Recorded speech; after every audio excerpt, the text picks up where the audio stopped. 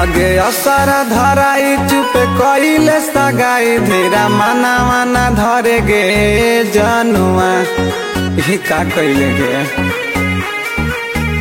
आगे असर धराई चुप कइले सगाई धीरा माना माना धरे गे जनुआ कि मरल रहबो बाकी जरल ना अहे मिलनवा करे गे जनुआ कि मरल रहबो बाकी जरल ना अहे मिलनवा करे गे जनुआ।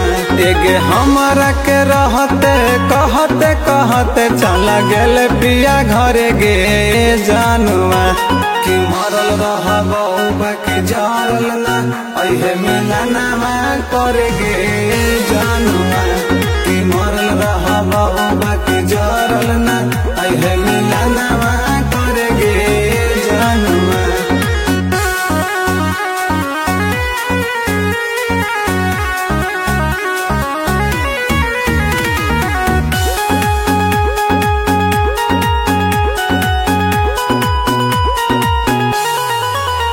एगे ढरी है नालो रसो ने मत के खबरवा कफन हटा के दे खली है चेहरावा। एगे सुनो ही एगे ढरी है नालो रसो ने मत के खबरवा कफन हटा के दे खली है चेहरावा।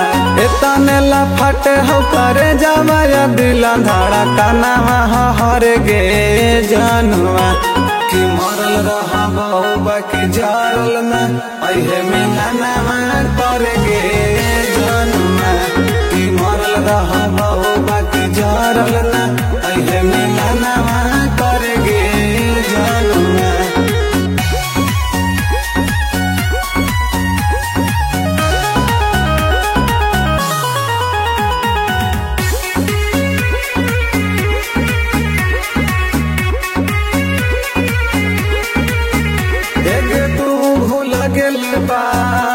कि भुलाबो ना हम गे तोरे बन के अइबो हम माया गिला जनम गे।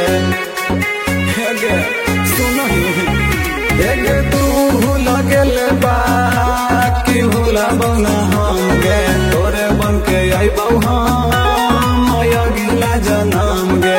पिंटू पुजारी बदन के न देलही मंगिया भरे गे जनुआ कि मरल रहबो बाकी जरल ना अहे मिलनवा करे गे जनुआ कि मरल रहबो बाकी जरल ना अहे मिलनवा करे गे जनुआ। जो अब अकेले रही है।